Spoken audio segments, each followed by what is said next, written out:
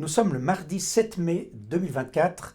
Monsieur Jean-Daniel Ruche, merci d'être parmi nous. C'est un vrai plaisir de vous avoir ici pour parler de votre carrière et qui est très très riche en événements. Vous êtes ambassadeur, vous avez été notamment ambassadeur en Israël, vous étiez aussi en Turquie, vous étiez aussi ambassadeur en Serbie, Monténégro, donc une carrière très riche de diplomate. Et vous avez aussi votre passé, votre vécu dans le Jura. Vous êtes né le 7 février 1963 à Moutier. Merci en tout cas d'être là pour nous parler de votre vie, de votre existence si riche. Écoutez, merci de votre intérêt. Je suis touché, honoré. Et puis, je suis aussi très heureux de participer à ce projet qui me paraît important. Parce que je pense que beaucoup des conflits, des problèmes, des déficiences qu'il peut y avoir aujourd'hui viennent de notre absence de connaissance du passé. Donc tout ce qui pourra servir aux générations futures à mieux comprendre comment on en est arrivé là, quelles sont les racines des grandes tendances ou des grands mouvements qui existeront dans 10 ans, 20 ans ou 100 ans, je pense que c'est un travail qui est extrêmement utile, extrêmement important. Donc merci de m'associer à ce projet. Vraiment, je me sens privilégié. C'est nous qui le sommes. Et alors, je retourne effectivement tout de suite les remerciements. Alors, parlons de votre vie dès le début, donc le 7 février 1963. Et vous êtes né, en fait, je crois que c'est à côté de Moutier, sauf erreur. Alors, mon village s'appelle Escher. Alors, beaucoup de gens, quand ils voient Escher avec un T à la fin, ils disent « Ah, Eschert !» Ça doit être suisse-allemand, vous êtes des germanisés. Pas du tout. Je ne sais pas, on prononçait peut-être un peu à l'auvergnate chez nous, on faisait un peu des che avec les se. Mais en fait, ça veut dire les essers. Donc c'est un endroit qui avait été défriché pour pouvoir le cultiver et puis pour pouvoir y faire de l'élevage. Mais la première mention du village, elle date du XIIe siècle. D'ailleurs, on avait fêté le 700e anniversaire du village, ou le 800e, j'ai un doute, en 1179. C'est une commune et sa première mention est justement du XIIe siècle. Donc c'est une petite commune. Et puis comme toutes ces petites communes des campagnes, un peu partout en Suisse, mais aussi ailleurs, c'était des communes où il y avait quelques familles qui se partageaient les terres et les forêts. Et puis il y avait aussi quelques terres en commun et quelques forts en commun, surtout les pâturages. Alors ma famille était une famille comme ça, c'était la famille Ganguin, dont est issue ma maman, Rolande Ganguin, qui était donc des bourgeois de ce village depuis des temps immémoriaux, et puis qui ont fourni une succession de maires pour cette petite commune. Aujourd'hui, elle compte autour de 400 habitants. Moi, quand j'y suis né, il y en avait peut-être 100 en moins. Et je crois que la plus ancienne mention d'un maire de mon... Maire, c'est le syndic vaudois, chez nous on dit maire comme en France. La plus ancienne mention, ça date, je crois, de 1530 à peu près, où un de mes ancêtres était déjà maire. Et puis les archives d'avant, on les a perdues ou elles ont brûlé, donc on ne sait pas trop avant. Et puis la dernière dans la ligne de succession des maires de ma commune, c'était ma maman, qui est devenue maire tout juste après avoir pris sa retraite des postes, parce qu'elle était buraliste postale. Et elle a fait ça avec beaucoup de plaisir, et c'était d'ailleurs assez ironique, parce que je me souviens de la conversation de mon papa et de ma maman lors du vote sur le droit des femmes, le 7 février 1971, donc le jour de mon anniversaire. Et puis ils étaient au banc de coin de la cuisine familiale, et mon père était là avec son bulletin de vote, puis il demande à ma maman « Qu'est-ce que tu crois, qu'est-ce que je dois voter? Ça serait quand même bien que les femmes aient le droit de vote, qu'est-ce que t'en penses ?» Et ma maman s'était emportée en disant « Moi, ces femmes qui veulent être comme les hommes, j'aime pas tellement ça. Nous, on a notre rôle dans la société, vous avez votre rôle. » Et puis elle incitait plutôt mon père à voter non. Bon, pour finir, je ne sais pas ce qu'il a voté. Mais 20 ans plus tard, un peu moins, ma maman était la mère du village. Donc elle a profité quand même du fait que le droit de vote et le droit d'être élu a été finalement accordé aux femmes. Et puis elle a adoré ça. Et puis je sentais évidemment dans sa manière de gérer les affaires communales tout le passé. Moi, je suis persuadé qu'il y a une mémoire génétique des générations précédentes. Et elle avait une connaissance détaillée d'à peu près de chaque pâturage, de chaque pré, de chaque forêt, chaque arbre, qui n'existe, je ne pense pas, si on n'a pas vécu là pendant des dizaines de générations.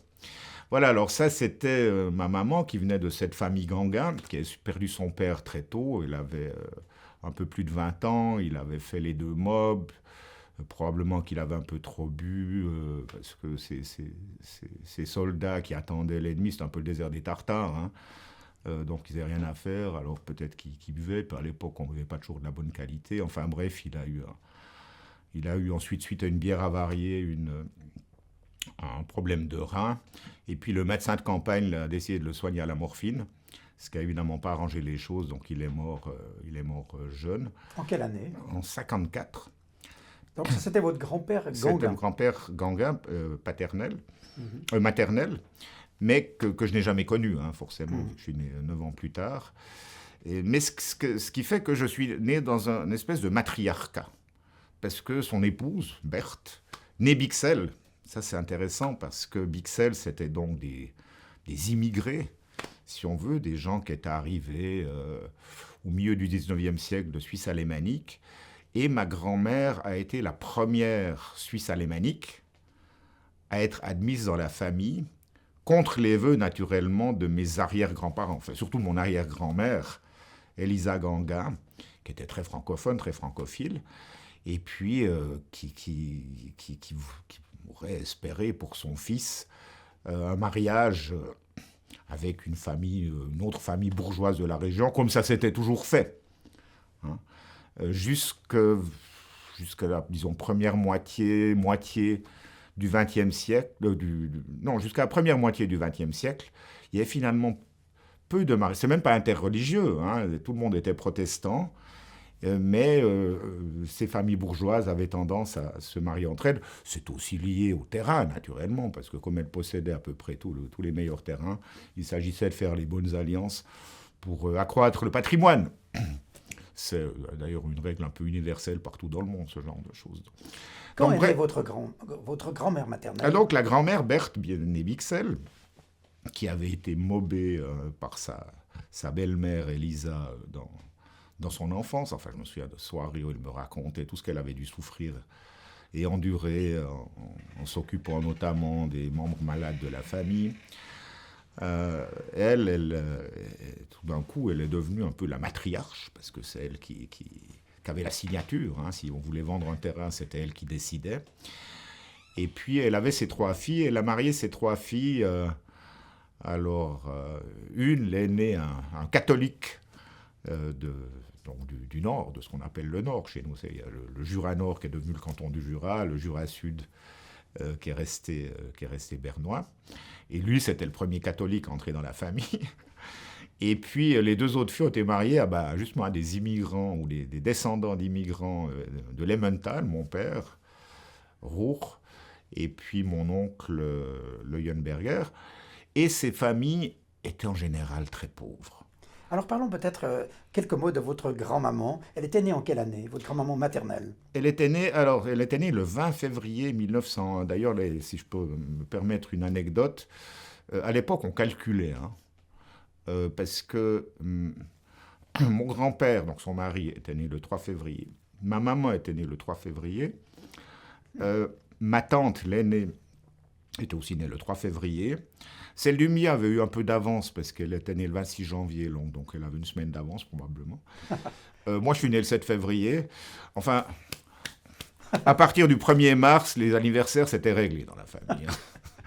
Donc, mais évidemment, je pense que c'était très conscient parce que c'était plus facile pour la mère de porter, d'avoir les derniers mois de grossesse en hiver où il n'y a pas de travaux des champs. Hein. La récolte des patates est finie. Et puis en hiver, on file et on tricote. Et donc ça on peut faire quand on est au 8e ou au 9e mois de grossesse. Donc elle est née en quelle année, votre grand-mère? 1901. 1901. 1901. Et vous l'avez bien connue? Alors elle, je l'ai bien connue, oui, je l'ai bien connue. Elle a vécu jusqu'à quel âge?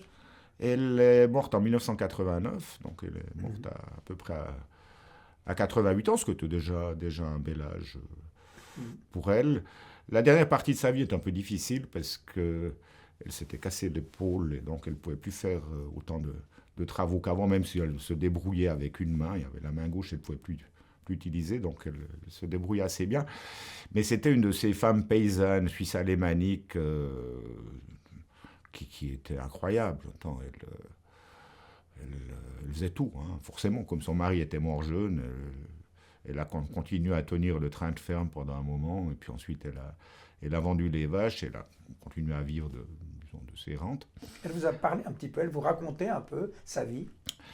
Ben moi, surtout, moi, ce dont elle m'a beaucoup parlé, c'était, je pense, ça ressortait un peu peut-être quand elle avait peut-être 70 ans, des frustrations, des moments difficiles qu'elle avait vécus avec sa belle famille, surtout avec sa belle-mère. Et puis elle me racontait des histoires d'oncles qui ne pouvaient plus vivre seuls, dont elle devait s'occuper, qui étaient dans un état assez désagréable. Je me souviens me racontait qu'il fallait les laver les draps et des choses comme ça. Donc j'avais vraiment l'impression qu'elle avait un ressentiment vis-à-vis de ce que sa belle-mère lui avait fait vivre. Mais est-ce que lorsqu'elle parlait de sa fille, puisque une de ses filles avait épousé un catholique, est-ce que pour elle, ça avait représenté une difficulté d'acceptation à son tour? J'ai jamais ressenti ça. Non, j'ai vraiment jamais ressenti ça. Ceci dit, elle avait une préférée parmi les 3 filles, et puis c'était plutôt celle du milieu, là, celle qu'avait marié ce Leuenberger, mais c'est aussi parce que lui, c'était le plus entreprenant. D'ailleurs, il est parti de rien, hein, c'était des familles pauvres, et puis il a fondé une entreprise qui est toujours florissante, c'est son petit-fils qui tient ça, de micromécanique, de précision, dans le village. C'est à peu près la seule usine du village d'Escher, qui emploie autour de 40 employés aujourd'hui. Et lui, c'était quand même le préféré, ou elle l'a préféré, mais je crois que c'est une question de chimie plutôt que de religion. Et votre maman, elle, est née en quelle année? Alors c'était la petite dernière, elle est née en 1931. Alors elle m'a beaucoup parlé, et elle, ce qui l'a beaucoup marqué, je crois, c'était d'abord la Deuxième Guerre mondiale, hein, où les conditions de vie étaient quand même pas faciles. Comme j'ai dit tout à l'heure, le père était au front, hein, à défendre la frontière. Et puis ils étaient ces trois filles, et donc elle avait 31, au début elle avait 8 ans. Ses sœurs étaient un petit peu plus âgées. Et puis voilà, ces 3 filles, et puis la mère qui devait gérer la ferme quand le père était à l'armée. C'était quand même des très très longs moments.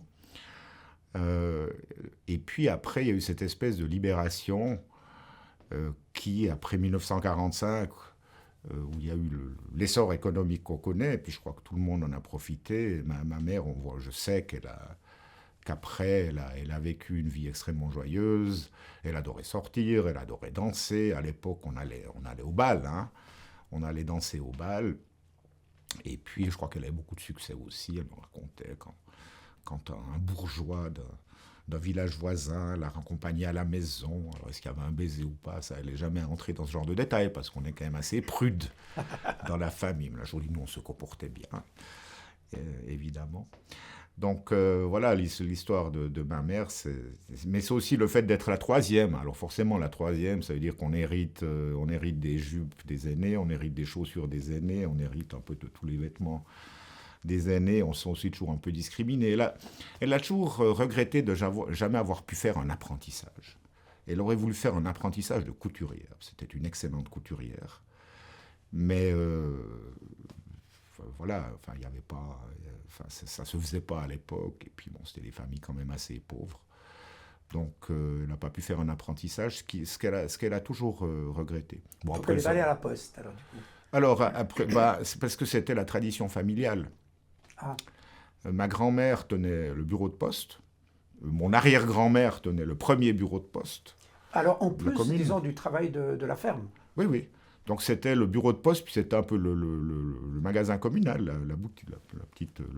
le petit commerce où on pouvait aller acheter de la farine, du riz, des choses comme ça. Pendant la Deuxième Guerre mondiale, on avait le seul téléphone du village, hein, vu que c'était la poste. Donc, faut voir, en 1939, le téléphone n'était pas du tout répandu. Et puis, du coup, vous savez, dans chaque village, vous aviez un piquet, une garde du village. Et la garde de village était chez nous dans la ferme parce qu'il y avait le téléphone. Et si jamais on pouvait répondre au téléphone, si tout d'un coup, je ne sais pas, les Allemands envahissaient, ce qui, Dieu merci, ne s'est jamais produit. Et votre père, alors? Qui était-il et quand est-il né? Alors lui, il est né le 9 mars, c'est un petit peu plus loin quand même, 1926. Lui aussi, il est né d'une famille. Alors nous, on était les bourgeois, enfin nous, les Ganguins étaient les bourgeois, étaient censés être des gens riches. C'est vrai qu'ils possédaient des terres. Mais alors du côté de mon père, eux, c'était vraiment des gens très pauvres. Mon père me racontait toujours qu'ils n'avaient pas de vaisselle à la maison. Ils avaient une table avec des trous. Et puis chacun une cuillère, les gamins, et chacun une cuillère. Je crois qu'il y avait 7 enfants, 5 garçons, 2 filles. Et puis ils mangeaient directement dans la table parce qu'ils n'avaient pas les moyens de creuser de la vaisselle. Ouais, il y avait un trou dans la table. La table était creusée. Votre père est né également à Eschert ou est-ce qu'il est né ailleurs? Oui. Non, oui, il est né là aussi. Et les Ruches ou Roure étaient là depuis combien de temps? Alors, je crois que c'était la 3e ou 4e génération, donc aussi des immigrés de Lemmental, qui habitaient une petite maison. Ils me disaient toujours, ça gelait à l'intérieur en hiver. Parfois, ils voyaient les étoiles depuis la chambre des garçons, parce qu'il y avait une chambre des garçons et puis une chambre des filles. Dans la cuisine, il y avait de la terre battue par terre, et puis, comme je vous ai dit, il n'y a pas de vaisselle. Les toilettes, c'était ou la salle de bain, c'était la fontaine à l'extérieur. Il fallait casser la glace en hiver pour pouvoir se débarbouiller. Je ne pense pas qu'on se brossait souvent les dents. D'ailleurs, ils n'avaient pas de dentifrice. Hein. Ils se brossaient les dents. Après, je crois qu'ils avaient quand même des brosses, mais ils mettaient dans la cendre. C'est parce qu'évidemment, tout était chauffage à bois. Ils mettaient dans la cendre et ils se brossaient les dents avec la cendre. Avec tout l'aspect corrosif, évidemment. Oui, alors, oui, il a eu un dentier assez tôt, effectivement. Alors justement, cette famille venait de Lemmental. Est-ce que vous avez su dans quelles circonstances elle était venue, en fait, dans ce Jura? Alors, ils m'ont jamais vraiment dit, mais je pense que c'était essentiellement des raisons économiques. Mais c'est quelque chose que j'ai recréé plus tard. Mon père aussi est mort relativement jeune, et puis il y a des tas de choses que je voulais savoir. Alors, il est mort en 1995, donc il avait 69 ans, et puis malheureusement, il y a des tas de discussions que j'aurais bien voulu avoir. Mais voilà, on y pense toujours trop tard. Hein. Et puis lui aussi, c'était quelqu'un d'un peu secret, qui parlait peu de son passé. Mais je me souviens qu'une fois, on est allé dans son lieu d'origine, qui est donc dans les Lemmental, qui s'appelle Lützelflüh. C'est où Jeremias Gotthelf, d'ailleurs, l'écrivain alémanique assez connu, a vécu, où il écrit Die Schwarze Spinne, l'araignée noire, qui est disons, connue de la littérature alémanique. Et puis, on a cherché s'il y avait encore des Ruhr, il n'y en avait plus. Donc, la conclusion, c'est que ça ne devait pas être des gens très riches. Et puis, qui ont parti. À mon avis, ils ont dû sentir, ou on a dû leur faire miroiter des opportunités économiques, dans la mesure où c'était toujours des familles nombreuses. Et puis, au milieu du 19e siècle, il y a eu un mouvement de la main-d'œuvre, si on veut, de la population, qui est passé de l'agriculture vers l'industrie. Difficile de s'en rendre compte aujourd'hui, mais le Jura bernois a été une région industrialisée très tôt. Notamment dans le secteur de la métallurgie, parce que la région est réputée pour ça. On fait de la métallurgie dans le Jura bernois et surtout dans la région de Moutier depuis 1500 ans au moins. Lorsque les moines sont venus s'établir à Moutier en l'an 600, donc le monastère, Moutier ça veut dire monastère, hein, et le monastère de Moutier-Grandval, qui a eu ses heures de gloire au 8-9e siècle, a été créé en l'an 600 par des moines venus de Cîteaux. Et quand les moines sont arrivés, il y avait 60 mines de fer en activité entre Moutier et le fond de la vallée, qui est distant d'à peu près moins de 10 km. Donc ça montre la tradition métallurgique, elle n'est pas pluricentenaire, elle est plurimillénaire dans la région. Voilà, avec le développement de l'industrie horlogère, mais ensuite de l'industrie de la machine-outil pour fabriquer les pièces qui servent à l'horlogerie, effectivement, la région de Moutier a été pionnière en la matière, ce qui veut dire que de plus en plus de jeunes, au lieu de se consacrer aux travaux de la ferme, on préférait se diriger vers l'industrie parce que c'était quand même, les horaires étaient plus fixes, c'était moins de travail, puis voilà, on gagnait plus d'argent. Donc du coup, il y a certaines terres qui se sont libérées, il y a eu des opportunités qui ont permis aux habitants du reste du canton de trouver des opportunités économiques. Et j'imagine que la famille de mon père ont essayé d'utiliser des opportunités comme ça. Votre père faisait quoi comme travail? Alors mon père, il a d'abord essayé il a d'abord fait un apprentissage de typographe, figurez-vous. Ça n'a pas tellement joué. Ensuite, il a fait un apprentissage de peintre, comme ça s'appelait à l'époque, peintre, plâtrier, gypseur, comme ça qu'on dit. Il a essayé de se mettre à son compte. C'était un homme qui était très soigné. Il adorait présenter bien. Il me portait très souvent la cravate, ce qui se faisait pas tellement dans ces milieux ouvriers, malgré tout. Quand il a rencontré ma maman, il avait une voiture de luxe pour l'époque qui s'appelait une Oskisch. Alors, toute proportion gardée, c'est un peu comme la Maserati aujourd'hui. Enfin, évidemment, un jeune homme de 20-25 ans qui roule dans une voiture comme ça, décapotable. Un jour, ma maman lui a dit, c'est ta voiture ou moi. Alors, il a choisi elle. Comment il avait pu se payer une voiture aussi luxueuse, vous savez? Écoutez, vous savez, il ne dépensait pas grand-chose, il économisait beaucoup. Puis bon, à l'époque, je pense que pendant un moment, il a été célibataire. Il s'est marié à 31 ans, donc ça veut dire qu'il a eu quand même plusieurs années où il a pu travailler en gagnant sa vie et puis en mettant de côté, j'imagine. Puis c'est évidemment pas une voiture neuve, c'est une occasion qu'il avait eue comme ça. Enfin, moi, j'ai jamais vu la voiture, mais ça devait être quelque chose. Et puis, après avoir essayé de se mettre à son compte, ça n'a jamais marché parce qu'il était trop gentil, il faisait des travaux le soir ou le week-end pour ses copains, et puis qu'il ne le payait pas, puis, bref. Donc, après quelques années, il a trouvé un emploi dans une des 3 grandes usines de machines-outils de Moutier, parce qu'à l'époque, à Moutier, il y avait 3 producteurs de machines-outils qui faisaient à peu près les mêmes machines. Donc, c'est des machines qui servent à produire des pièces de haute précision, d'un certain diamètre, plutôt d'un petit diamètre. Donc, vous aviez 3, la Tornos qui est restée, la Bechler et la Petermann. Mon père a trouvé un emploi justement pour peindre les machines à la Bechler. Et puis, il a travaillé là jusqu'à 65 ans. Donc, en tout, je pense qu'il a travaillé là, 30, 40 ans. Et ce qui était normal, parce que ça aussi, on a de la peine à se rendre compte, mais la loyauté de l'entreprise vis-à-vis de l'employé et de l'employé vis-à-vis de l'entreprise, c'était presque une loyauté filiale. Et d'ailleurs, les patrons d'entreprise se comportaient aussi très souvent de manière un peu patriarcale vis-à-vis de leurs employés. Donc il y avait cette identité de Bechler, de Tornos, de Petermann, et si on passait, ça ne se faisait pas de passer de l'une à l'autre. C'était presque un acte de haute trahison, de démissionner de la Tornos pour aller travailler à la Bechler. Puis ensuite, il y a eu la grande crise horlogère des années 70, et puis où finalement les 3 entreprises ont fusionné, et puis ils ont gardé le nom Tornos qui existe toujours aujourd'hui, malgré toutes sortes d'aléas, mais la Tornos existe toujours, et puis je crois qu'elle se porte plutôt bien. Donc voilà, donc mon père a participé à cette espèce d'épopée industrielle du Jura bernois, qui continue d'ailleurs, qui reste extrêmement florissante. Quel est votre plus ancien souvenir? Écoutez, quand vous me dites ça, je vois une photo de moi dans une poussette, en train de regarder comme ça par la poussette, avec un beau paysage derrière. Non, mais moi j'ai un souvenir, mon plus ancien souvenir, j'étais dans mon berceau.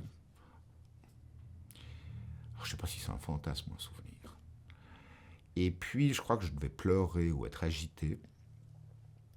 Puis je me souviens que ma maman me mettait, vous savez, ce qu'on appelle un nouki. La lolette. La lolette, voilà. Ouais, ça ne s'appelait pas la lolette chez nous, on appelait ça un nouki, ça venait du suisse allemand, je pense. Et puis il me semble que cette lolette avait été trempée dans du sucre et du kirsch. Je disais, ça fait dormir. Mais, mais ce qu'on m'a raconté par la suite, c'est que j'avais été ensorcelé. Tu sais, le Jura, c'est aussi la terre des sorcières et des mauvais sorts, mais aussi du secret. Hein. Ces méthodes incompréhensibles qui permettent de guérir de certaines maladies ou de faire arrêter le sang. Et alors moi, j'aurais été ensorcelé. C'est mes parents qui m'ont raconté plus tard, parce que je pleurais, j'étais agité, toutes les nuits, de minuit à 2 heures du matin.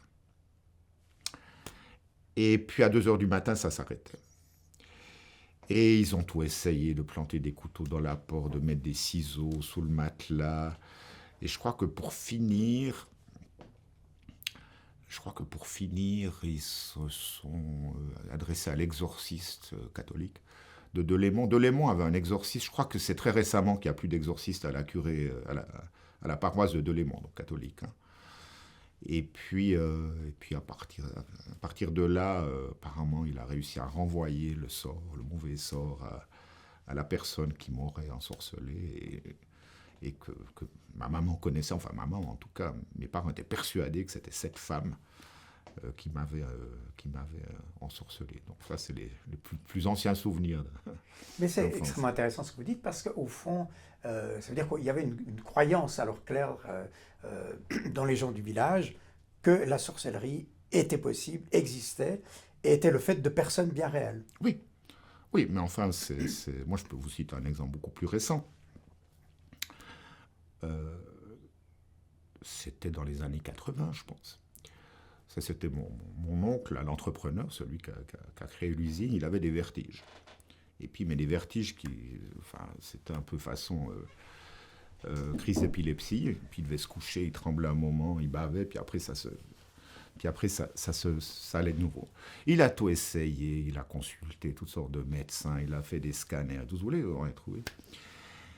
Et puis, en désespoir de cause, il s'adressait à ce fameux exorciste de Delémont, qui lui dit « Ah oui, je vois ce que c'est. Oui, non, t'inquiète pas, je vais régler le problème. » Et puis, il n'a plus jamais rien eu.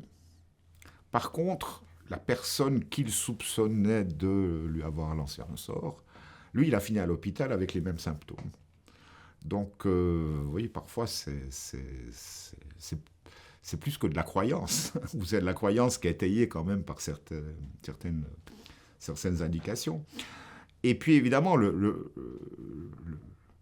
versant de la médaille, c'est que dans la croyance traditionnelle, qui peut faire le bien peut faire le mal, mais qui peut faire le mal peut aussi faire le bien.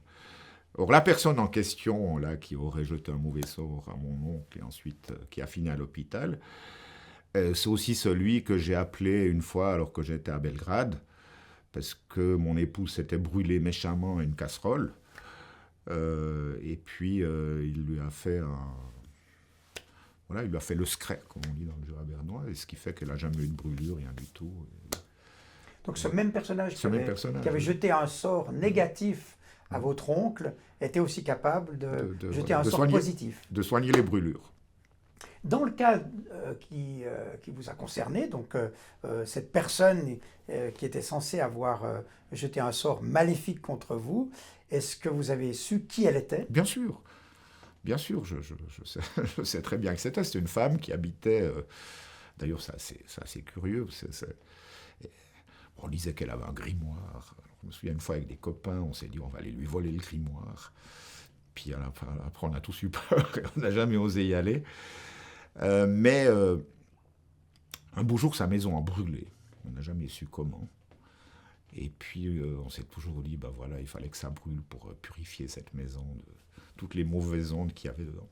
Oui, alors la technique, vous voyez, comme ma maman tenait le bureau de poste, donc là, ce qu'on pensait savoir, c'est qu'il fallait avoir quelque chose qui appartenait à un membre proche de la famille. Hein, donc, soit la personne qu'on voulait ensorceler, soit la mère, le père. Donc, elle venait au bureau de poste, elle achetait des timbres, une enveloppe ou quelque chose, et avec ça, ensuite, elle pouvait procéder à son rituel. Et puis, ou bien alors, parfois, ma maman me disait, parfois, elle venait, puis elle voyait des fleurs sèches. Puis, est-ce que je pourrais avoir ces fleurs sèches ? Et puis ensuite, ça lui servait pour jeter des sorts. Et puis, il y avait d'autres exemples dans le village où il s'était passé des choses comme ça. Mais pourquoi contre vous? Pour quelle raison?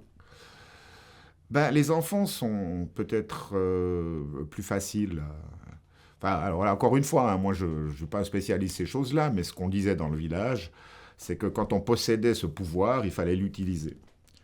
Autrement, ça se retournait contre nous. C'était comme un espèce de poids tellement lourd à porter qu'il fallait l'extérioriser. Et puis, les enfants sont des victimes plus faciles que des personnes adultes.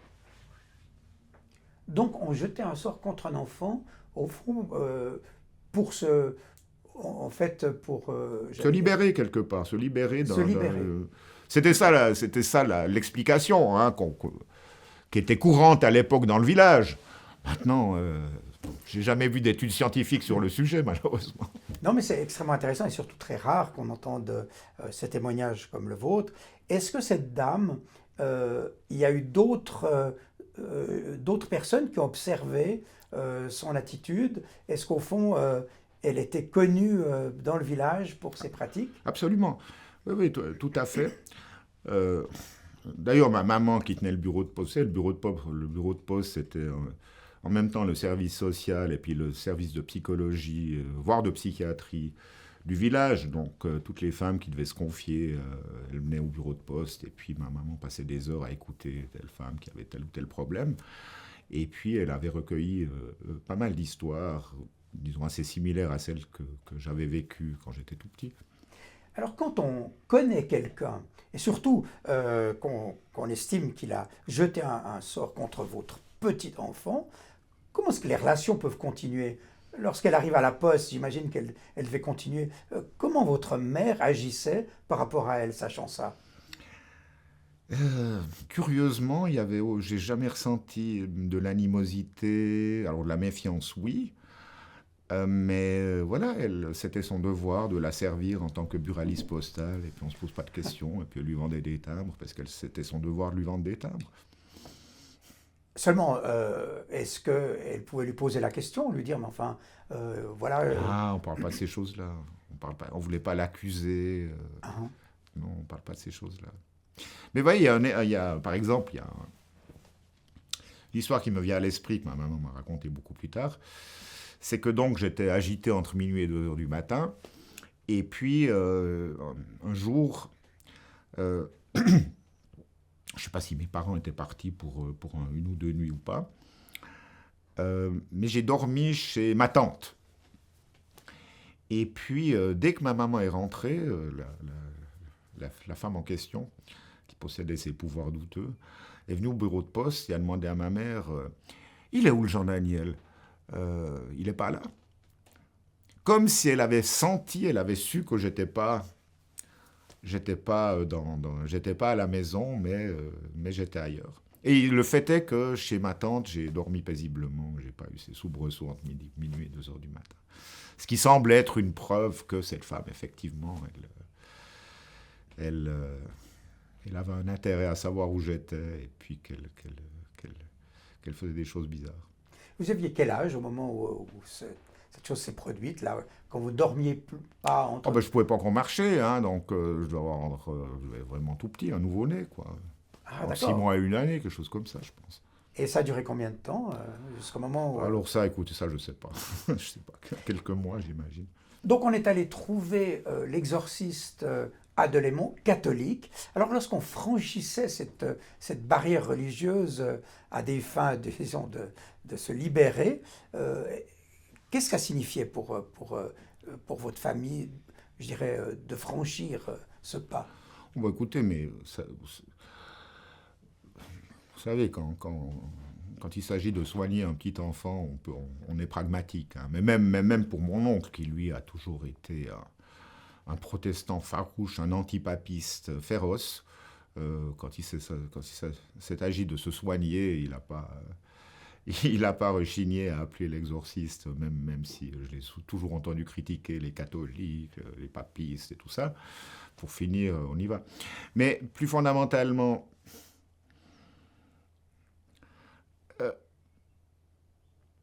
on a voulu peindre tout ce qui s'est passé par la suite avec le conflit jurassien comme un conflit entre protestants et catholiques. Moi, je trouve que c'est très exagéré.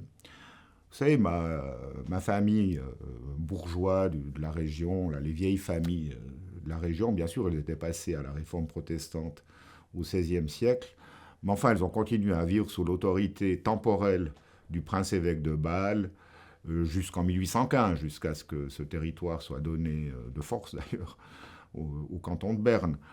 Donc, je veux dire, les gens avaient l'habitude de vivre ensemble. Moi, j'ai jamais senti d'animosité entre protestants et catholiques avant que le conflit jurassien ne vienne empoisonner ces relations-là. Donc, je pense que c'était pas un problème d'aller à Delémont. Je veux dire, c'était pas, franchement, c'était pas comme, je sais pas, franchir la frontière entre Gaza et Israël, non, pas du tout. Hein. On vivait sur le même territoire. On a vécu pendant 1000 ans, dans le cadre de l'évêché de Bâle ou de l'ancien évêché de Bâle, dans le même territoire, qui est un territoire indépendant finalement pendant 1000 ans, et puis avec un souverain catholique, hein, tout en étant protestant. Et puis c'est une cohabitation qui s'est bien passée. Il n'y a pas eu de guerre de religion dans ce qui est devenu ensuite le Jura bernois à partir de 1815, que je sache. Donc il y avait une entente qui était absolument cordiale. Alors, ces histoires d'être possédé, que vous avez vécu dans votre village d'Eschert, est-ce qu'à votre connaissance, il y avait des choses comparables dans les autres villages du Jura? Est-ce que vous avez le sentiment que c'était quelque chose vraiment de commun? Oui, oui. Alors ça, c'est clair. Il y avait, enfin, encore plus peut-être dans les partis catholiques d'ailleurs. On entendait beaucoup d'histoires dans les Franches-Montagnes ou bien en Ajoie de vaches qui se déliaient toutes seules la nuit, des choses comme ça. Donc oui, c'était des histoires extrêmement courantes dans toute la région, pas seulement chez nous. Qu'est-ce que ça signifie pour vous? Est-ce que pour vous, c'est quelque chose de réel? Est-ce qu'il existe des capacités, je dirais, surnaturelles de ce type-là, de lancer des sorts? Comment est-ce que vous le voyez, vous, aujourd'hui? Bon, je pense pas que c'est surnaturel. Je pense qu'il y a des énergies qu'on maîtrise mal, qu'on comprend mal. Et puis, il y a certaines personnes qui sont détentrices de savoirs traditionnels. C'est pas pour rien que ça s'appelle le secret, d'ailleurs. Hein. Si ça s'appelle le secret, c'est parce que ça s'est transmis de bouche à oreille pendant des générations et des générations, probablement pour éviter le bûcher. Alors pourquoi le mot secret, justement? Vous dites pour éviter le bûcher, mais au fond, pourquoi ne pas transmettre, si les apports étaient bénéfiques, notamment de pouvoir soigner des animaux ou des personnes, pourquoi ne pas le transmettre à tout le monde? Pourquoi, au fond, en faire un secret? Alors, d'abord, il y a ce qu'on dit, et puis après, il y a mon interprétation. Ce qu'on dit, c'est que si on va perdre ce pouvoir si on en parle trop. Donc ça se transmet d'une personne à l'autre. On choisit la personne qui sera le détenteur de son pouvoir. Et puis ensuite, on lui transmet le rituel qui lui permettra de guérir de ceci ou de cela. Maintenant, mon interprétation, pourquoi ça s'appelle le secret? Je pense que c'est parce qu'à une certaine période, les gens qui étaient détenteurs de ces savoirs traditionnels, ils gênaient l'Église qui prétendait avoir un monopole du savoir. Et à mon avis, c'est ça aussi l'origine de la chasse aux sorcières, c'est que ces savoirs non religieux, traditionnels, païens en quelque sorte, qui avaient une origine païenne, étaient intolérables pour les détenteurs du pouvoir, l'Église, et du savoir. Et donc, ils ont été persécutés pour chasser. Hein. L'histoire de sorcières brûlées dans le Jura, il y en a quand même pas. Il y en a aussi. Donc, je pense que pour assurer la transmission de ce savoir immémorial, dont il est impossible de retracer l'origine, c'était nécessaire de faire ça dans le secret. Et puis d'un autre côté, dans ces communautés paysannes, ces formes de guérison étaient extrêmement précieuses. Parce que vous imaginez la médecine de campagne au XVIIe, au XVIIIe ou même encore au XIXe siècle, dans ces campagnes, ça n'existait pas beaucoup. Donc là, des gens qui peuvent vous enlever une verrue, vous guérir d'une entorse, faire arrêter le sang qui coule, les hémorragies. C'est extrêmement précieux. D'ailleurs, j'avais une amie qui travaillait au service des opérations du CHUV ici il y a une vingtaine d'années, et elle nous disait qu'ils avaient une liste on appelle ça rebouteux, mais enfin c'est des détenteurs du secret pour nous, qu'ils appelaient quand ils ne pouvaient pas stopper une hémorragie dans la salle d'opération. Donc ce n'est pas des questions de croyance, hein, c'est des choses qui fonctionnent, c'est des choses qui marchent, mais qu'on ne comprend pas encore, qu'on comprendra peut-être un jour. Alors aujourd'hui, les personnes qui travaillent sur les pièces historiques qui relatent justement les procès de ces sorcières, quelques-uns étaient des hommes, mais la plupart étaient des femmes, certains estiment que c'était inventé de toutes pièces. C'est-à-dire que ces femmes n'avaient strictement rien à voir avec l'accusation qui était simplement émise contre elles pour des raisons simplement d'impopularité, etc. Mais est-ce qu'à votre avis, il y avait quand même peut-être potentiellement chez ces femmes des pouvoirs qu'on commençait à leur reprocher? Autrement dit, l'adage qui dit « il n'y a pas de fumée sans feu », est-ce que pour vous, il y avait quand même une raison qui était liée à un certain pouvoir et qui faisait qu'un jour elles étaient pourchassées? Bon, alors, écoutez, il faudrait étudier chaque cas en particulier. Hein. Je ne sais pas si c'est possible de tirer une règle générale. Mais maintenant, ce qui me paraît assez clair, c'est que ces pouvoirs existent toujours. Moi, j'ai utilisé ça l'année passée, il y a très, très récemment, parce que j'avais une collègue à Ankara, turque, qui était très sensible, qui se faisait régulièrement des entorses. Je lui ai dit, écoute, appelle cette femme, qui est la fille de celui qui avait jeté un sort à mon oncle. Donc ça se transmet. Oui, c'est ce que je vous ai dit. Oui. Donc il a transmis ça à sa fille. Puis j'ai dit, écoute, appelle-la, elle peut peut-être t'aider. Puis effectivement, depuis, ça allait beaucoup mieux, ces entorses. Bon, bref. Donc ce savoir, il existait. Ça me paraît clair qu'il existe encore, et ça me paraît clair qu'à un certain moment, il a été perçu comme une menace pour les pouvoirs en place qui aspiraient au monopole. Alors après, parfois il suffisait de soigner par les plantes, par exemple, ou justement de réussir à soigner par ces méthodes de ce qu'on appelle le secret, pour être désigné comme sorcière. Hein. Il n'y a pas nécessairement besoin de faire le mal. Mais l'Église a interprété ça par, voilà, tu as ce savoir, c'est la preuve, tu as fait un pacte avec le malin, et puis ça suffisait à être brûlé. Donc il fallait mieux être prudent, et c'est pour ça que le secret est devenu le secret. Alors, dans votre famille, quelles ont été les valeurs essentielles que vous avez reçues, et qui, je dirais, donnait le plus de consignes dans votre famille? Est-ce que c'était votre mère ou votre père? Je vous ai dit, nous, on était un petit peu un matriarcat. Donc, je dirais que ma mère était peut-être beaucoup plus forte, beaucoup plus présente que mon père. Mon père a toujours eu une très très haute intégrité. C'était quelqu'un qui travaillait beaucoup, et puis surtout qui était très proche de la terre et de la nature. Il avait des abeilles, il faisait du miel formidable, il avait, je crois, un jardin absolument magnifique. Je ne sais pas si on a acheté souvent des légumes dans mon enfance. Tous les week-ends, c'était la forêt, les champignons, aussi un très très grand champignonneur, mon papa et ma maman.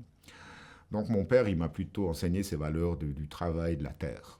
Et je pense vraiment qu'on ne peut pas avoir une vie équilibrée sans combiner, surtout quand on est dans des fonctions ou dans des métiers où on doit plus travailler avec la tête qu'avec les mains.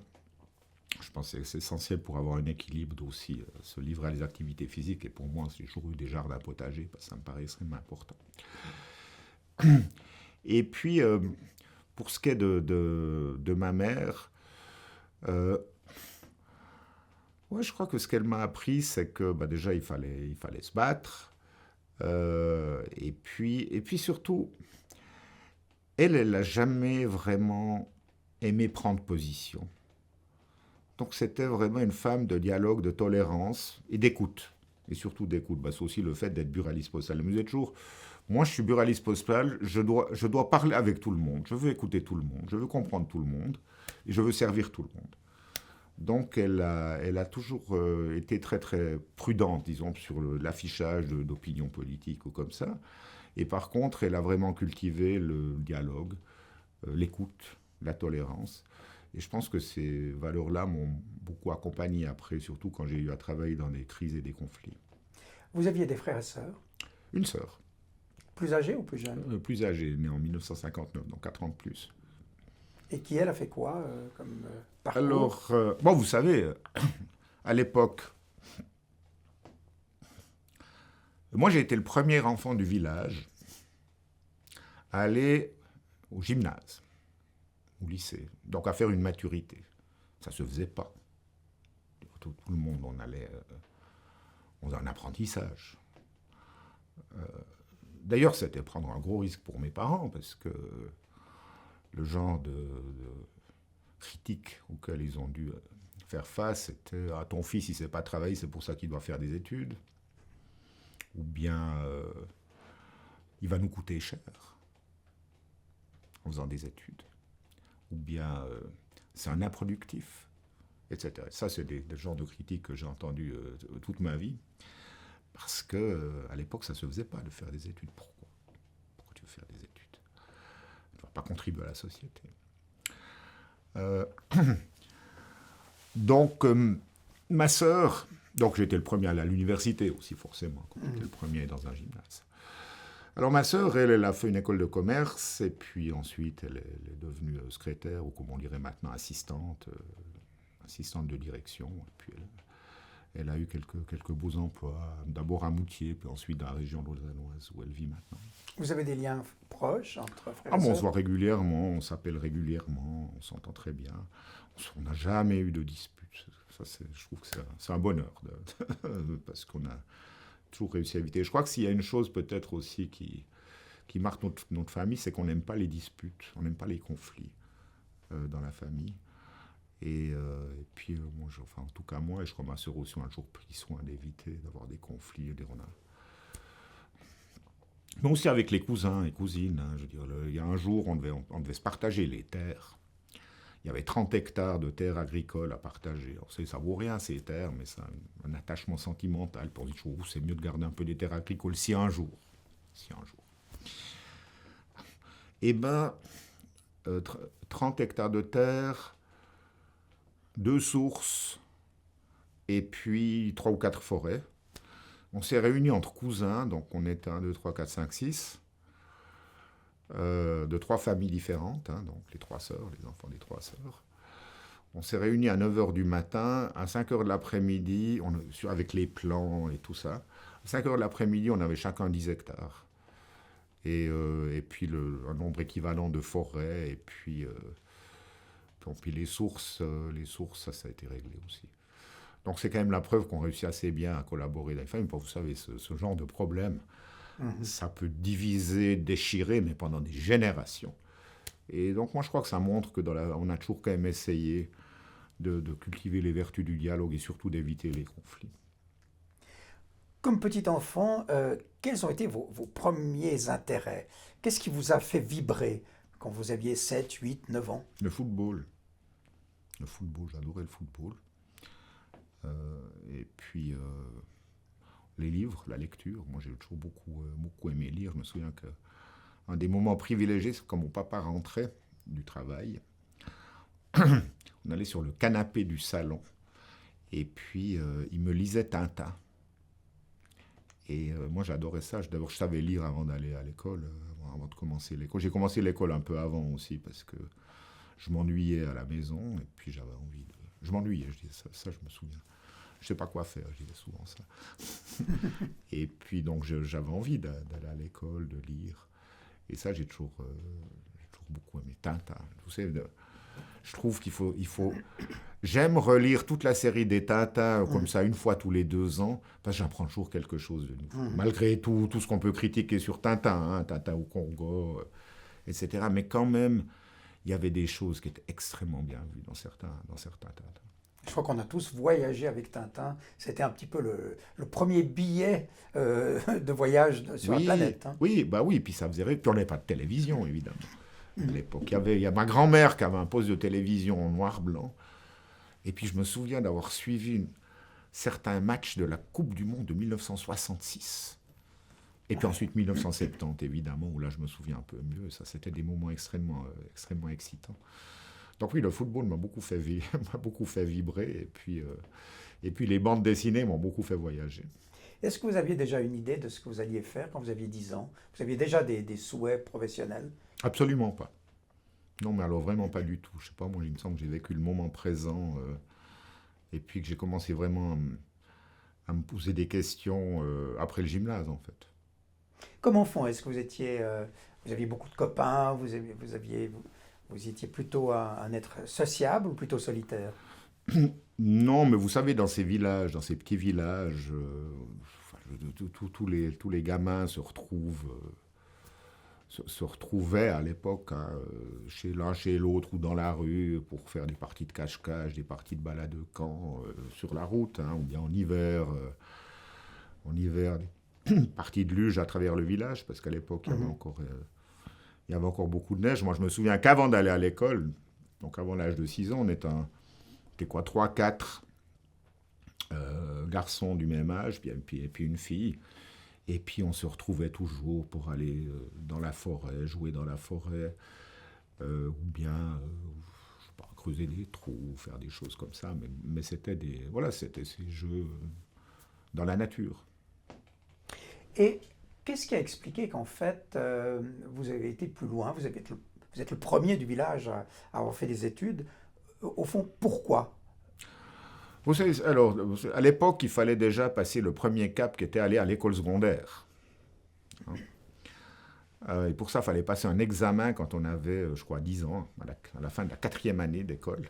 On commençait l'école à 6 ou 7 ans, bon, c'était 6 ans, mais j'étais du bon mois, ce qu'on appelait le bon mois, c'est-à-dire que j'étais né avant le 1er avril.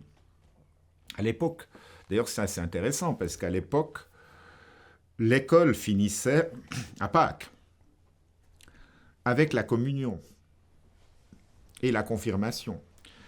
Donc, quand on était en 9e, on finissait l'école obligatoire, et en même temps, on passait par ce rituel religieux, qui est la communion et la confirmation, où on était officiellement accepté dans le monde des adultes. Et je pense que c'est dommage que ces rituels de passage n'existent plus aujourd'hui. Et on faisait ça à Pâques, ce qui est aussi évidemment extrêmement symbolique, hein, puisque la mort, la résurrection. Bon, puis après, évidemment, tout ça a changé. Écoutez, je crois que tout simplement, j'étais assez bon à l'école. Et puis, mes professeurs, et puis mes parents aussi m'ont toujours poussé pour faire des études. Mon père disait toujours, fais des études, comme ça, tu auras une bonne place à Berne. Enfin, il n'a pas eu tout tort. Enfin, Berne, un peu ailleurs, mais je crois que c'était l'idée. C'était prémonitoire. Bon, bien, alors j'ai suivi ces bons conseils. Alors, vous êtes de famille protestante. Quel était le rôle de la religion pour vous? Est-ce que vous avez été régulièrement à l'église quand vous étiez enfant? Bon, écoutez, alors à l'époque, c'était normal. Il y a la pression sociale, la pression familiale faisait qu'on ne pouvait pas tellement se soustraire au catéchisme. Donc j'ai fait, voilà, d'abord l'école du dimanche. C'était assez horrible quand j'y pense maintenant, parce qu'on mettait un sou dans une tirelire là, pour les petits noirs, comme on disait à l'époque. C'était épouvantable. Et puis, on ne disait pas les petits nègres, on disait même le petit nègre. Enfin, de mon temps, on disait le petit nègre. Ce qu'on disait le petit nègre, je ne sais plus. Je sais plus, mais par contre, la tirelire avait justement la forme d'un petit nègre. Et puis quand on mettait l'argent, il était à genoux. Puis quand on mettait l'argent dedans, il y a la tête qui faisait comme ça. Voilà. J'ai un souvenir pareil. C'était vraiment le paternalisme néocolonial, raciste. Mais, non, ça m'effraie quand je repense à ça. La foi, est-ce que vous étiez croyant? Oh, alors là, écoutez, je crois qu'on pourrait passer encore 12 heures à discuter de qu'est-ce que ça veut dire. Qu'est-ce que ça veut dire que d'être croyant? Moi, en tout cas, ça ne veut pas dire la religion. Parce que autant j'admire l'exemple du Christ et la compassion, la charité chrétienne, qui est vraiment arrivé avec Jésus. Et la vie de Jésus est quelque chose qui m'a beaucoup inspiré. J'ai lu la Bible avant d'avoir 10 ans, j'avais lu la Bible, mais depuis la Genèse. Jusqu'en bas, puis après je l'ai encore lu 1 ou 2 fois dans ma vie. Donc je ne peux pas dire que ça ne m'a pas marqué, la Bible. Je pense que j'ai intériorisé beaucoup de choses qu'il y a dans la Bible, plutôt dans le Nouveau Testament. Mais par contre, et puis ça m'a éveillé à une certaine forme de spiritualité, certaines valeurs, notamment aussi l'écoute, la compassion, la charité. Par contre, j'ai horreur de l'Église. Parce que c'était chiant, c'était ennuyeux. On avait des pasteurs qui ergotaient d'une manière très rationnelle, puis qui nous faisaient des trucs qui n'étaient juste pas crédibles. Jésus est mort pour nous. Alors, si ça croit là, il est mort pour nous. Bon, pourquoi? Moi, je ne vois pas pourquoi il est mort pour moi. Donc, je trouve que moi, j'ai jamais eu un pasteur, en tout cas quand j'étais jeune. Après, ça c'est un peu différent. Mais quand j'étais enfant, j'ai jamais eu un pasteur qui m'a vraiment éveillé à la foi et puis qui m'a vraiment convaincu, qui m'a inspiré. Parce que c'était beaucoup trop intellectuel, trop rationnel et puis tout simplement pas crédible. Donc moi, l'Église, j'en garde pas du tout un bon souvenir. Après, à côté de ça, il y avait tout le côté culpabilisant de l'Église. Fais pas ci, fais pas ça, si tu fais ci, si tu fais ça, tu iras en enfer, si tu fais ci, tu iras au paradis. Il y a le bien, il y a le mal, on nous juge. Et ça, moi, j'ai un peu souffert de cet aspect-là de la religion chrétienne. Et chez les protestants, parfois, c'est encore plus pénible que chez les catholiques, parce qu'on ne peut même pas, faire remarquer ces pauvres catholiques qui devaient aller se confesser, qui devaient s'inventer des péchés qu'ils auraient commis la semaine pour aller se confesser, je ne les envie pas non plus. Mais nous, on est seuls face à Dieu, et puis on a tendance à se mortifier, se culpabiliser si on a fait quelque chose, si quelqu'un nous en veut et nous dit qu'on a fait quelque chose de mal. Donc il m'a fallu beaucoup de temps pour me libérer, je dirais, de ces aspects que je trouve négatifs et entravants de la religion telle qu'elle nous était enseignée à l'époque. Vous avez des enfants. Est-ce qu'ils pratiquent une religion quelconque actuellement ? Alors, ma fille a fait son catéchisme, elle a fait la communiée, elle a confirmé, elle a même été un moment, je crois, accompagnatrice pour des catéchètes. Mais mon fils, lui, s'est beaucoup intéressé à toutes sortes de spiritualités, mais il n'est pas actif religieusement. Dans le village, il y avait l'église officielle protestante. Chez nous ici dans le canton de Vaud, on l'appelait l'église nationale, et puis il y avait toutes les communautés religieuses parallèles, les sectes. Est-ce que c'était le cas aussi là où vous étiez? Il y avait des sectes? Pas tellement chez nous. Donc, je reviens dans l'histoire. Donc, il n'y a pas d'église à Escher. L'église est à Grandval. Donc, c'est d'ailleurs jusqu'à l'annexion par Berne, ça s'appelait la prévôté de Moutier-Grandval, qui était une des unités de l'évêché de Bâle. Et puis, quand les moines ont fondé le monastère, c'était le monastère de Moutier-Grandval. Et donc, il y a 2 églises. Il y a l'église de Moutier, et puis il y a l'église de Grandval, et nous, on appartenait à la paroisse de Grandval. Mais très très peu de sectaires. Après, quand je suis allé à l'école à Moutier, il y en avait 2 ou 3 dans la classe, mais très très peu. Non, c'est plus haut dans les vallées, là, le vallée de Tavannes et Tramelan, par là, il y a beaucoup plus. Mais là, chez nous, il y en avait relativement peu. Ceux que vous avez rencontrés, est-ce que vous les côtoyez? Est-ce que vous les sentiez différents? Est-ce que dans leur comportement ou dans leurs habitudes? Alors moi, je me souviens de 2, un garçon puis une fille qui étaient à l'école secondaire avec nous. Alors, je crois qu'ils n'avaient pas le droit de venir au camp de ski. À part ça, le garçon, je ne voyais pas tellement de différence. Il n'était pas très bon en sport. Je ne sais pas si c'était à cause de ça. La fille, alors bon, les filles, elles avaient quand même beaucoup plus d'interdits que les garçons. Elles n'avaient pas le droit de porter des pantalons, elles devaient mettre des robes, elles n'avaient pas le droit de se maquiller, elles devaient avoir des chignons, elles n'avaient évidemment pas le droit de sortir le soir. Enfin, il y a toutes sortes d'interdits comme ça qui frappaient ces filles. Mais bon, Mais comme je vous ai dit, chez nous, il y en avait très très peu. C'est dans d'autres parties du Jura bernois, il y avait de plus grandes concentrations.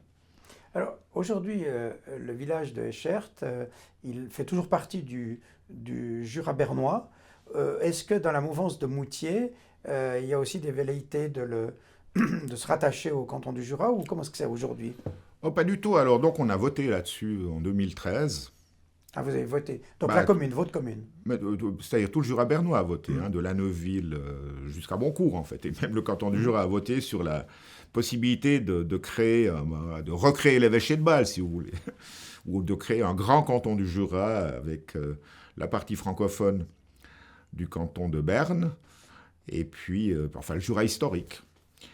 Et puis le canton du Jura a voté oui à 70%, et puis le Jura bernois actuel a voté non à 65 et 70%, sauf certaines communes qui ensuite ont eu le droit de voter une nouvelle fois. Moutier. Dans Moutier, qui finalement a scellé son destin, je crois que c'était le 18 juin 2021. Alors nous, en 2013, dans mon village, je crois que c'était 2 tiers, 1 tiers, donc 2 tiers de non, et puis un tiers de oui. Donc oui, je pense qu'on va rester dans le Jura bernois. Mais maintenant, maintenant, il commence à se rentrer. Moi, j'avais quand même mis en garde à l'époque sur certains problèmes qui pourraient se produire par rapport à l'école notamment. Mais on dit non, l'école, c'est pas un problème. Et maintenant, on est en train de se déchirer entre les villages de la région pour savoir s'il faut continuer d'envoyer les enfants à Moutier, où il y aura un programme scolaire jurassien. Ça veut dire l'histoire enseignée par les Jurassiens. Est-ce qu'ils vont même devoir apprendre la rourassienne? C'est une espèce d'hymne national jurassien qui fait bouillir le sang de tous les pro-bernois dès qu'ils l'entendent. Après les pompiers, alors apparemment maintenant, si on a un incendie chez nous, les pompiers devront venir de Piche-Putavan ou Tramelan, mais pas depuis Moutier qui a 5 minutes, mais Tramelan qui a une demi-heure. Donc il y a une série de questions concrètes qui se posent, notamment sur l'école. Est-ce qu'il faut faire une école secondaire à Grandval? Alors vous avez la moitié des villages de la région qui sont pour et l'autre moitié qui est contre, qui veut continuer d'envoyer les enfants à Moutier. Après le problème c'est l'harmonisation des horaires des vacances, qui n'est pas garantie entre le canton du Jura et le canton. Enfin, voilà. Donc il y a toute une série de problèmes concrets qui se posent maintenant. Mais ceci dit, je veux dire, il n'y a pas de voie légale ou constitutionnelle qui permettrait maintenant à une des communes de changer d'avis. Parce que non, finalement, on aimerait quand même mieux aller dans le canton du Jura.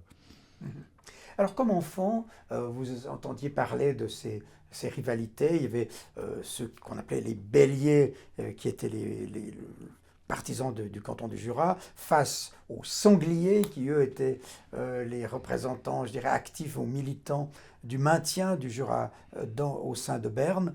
Vous avez vécu ça comme enfant? Alors, plus comme adolescent.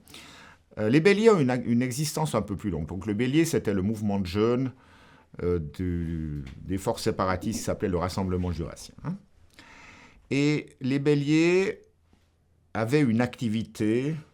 D'ailleurs, ils essayaient d'avoir des actions qui marquaient les esprits, mais qui restaient non violentes. Contrairement au Front de libération du Jura, qui lui s'inspirait de l'armée républicaine irlandaise, et le Front de libération du Jura, qui lui a commis des actes qui ont été qualifiés de terroristes par le gouvernement bernois à l'époque. Donc les béliers avaient une existence déjà dans les années 60, au début des années 70, tandis que le mouvement des sangliers, qui est donc le pendant, donc le mouvement de jeunes des pro-bernois, qui étaient les pro-bernois, alors le Rassemblement jurassien, le pendant, c'était les forces démocratiques, et puis ensuite, dans cette mouvance-là, il y avait ce mouvement de jeunes qui s'appelait les sangliers. Mais il a commencé à avoir une vraie existence, je dirais, après le premier vote. Après le vote de 1974, il a vraiment commencé à prendre forme après ce vote-là. Et puis, où il est devenu très actif, c'est lors des plébiscites de 1975. Donc, il faut peut-être rappeler ici qu'en le 23 juin 1974, c'est toute la partie francophone du canton de Berne qui a voté sur le principe de création d'un canton du Jura. La réponse a été oui, mais un petit oui, 60 et quelques %. Et puis ensuite, selon le dispositif constitutionnel mis en place, chaque district qui avait voté non pouvait choisir, encore une fois. Et là, les 4 districts qui avaient voté non, c'est-à-dire les 4 districts du Sud, La Neuville, Courtelary, Moutier, puis aussi Laufond, qui lui, alors c'est encore une anomalie, Laufond, c'était pas francophone, c'était germanophone, mais c'était le Jura historique. C'est pour ça qu'il a pu voter aussi. Et ensuite, chaque commune limitrophe pouvait encore voter dans un 3e tour. Donc, au 2e tour, qui était le 16 mars 1975, ces mouvements de jeunes rivaux, mouvements de jeunes antiséparatistes est arrivé. Et puis, où c'est devenu vraiment violent, c'était lors du dernier scrutin, pour Moutier, en fait. Déjà à l'époque, l'enjeu, c'était Moutier, qui était considéré comme le poumon industriel de la région. Et le vote a eu lieu le 7 septembre 1975, et ça a été vraiment violent. Parce que vous aviez vraiment des groupes de jeunes qu'on pourrait aujourd'hui qualifier de milices, souvent armés, en tout cas des chaînes de vélo, mais parfois ils avaient aussi des pistolets, ou bien les béliers, eux, ils étaient armés de billes en acier. Et puis, on se souvient qu'ils lançaient ces billes dans des voitures qui arboraient un écusson bernois, par exemple. Donc là, il y a eu vraiment beaucoup de violence verbale, de haine, et puis aussi de violence physique. Alors vous-même, vous aviez à peu près 12 ans à ce moment-là, dans ces moments assez chauds. Vous ressentiez quoi vous-même? Est-ce que vous étiez militant ou sympathisant d'un bord ou d'un autre? Bon, vous savez, à 12 ans, je veux dire, c'était un peu tôt pour... C'était un peu tôt pour prendre une fronde ou une batte de baseball et puis aller casser. Non, mais je crois que l'environnement familial joue un rôle important dans ces moments-là.